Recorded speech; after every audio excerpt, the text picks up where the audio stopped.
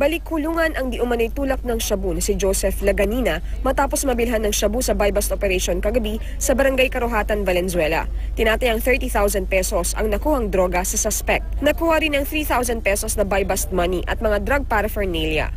May mga information kami na nare-receive dito na yun nga may alias boy na nagbabagsak ng shabu dito sa barangay ng Karuhatan. Kumukuha rin siya sa Libis, sa Marolas, nagbabagsak din siya. Pero todo tanggi ang suspect sa paratang. Hindi po sa akin siya. Wala po siya.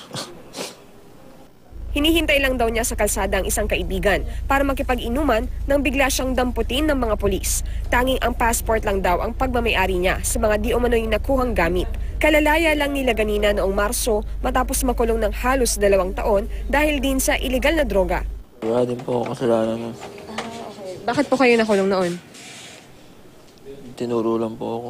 Itong unang balita sa Valenzuela City. Victoria Tulad, reporting.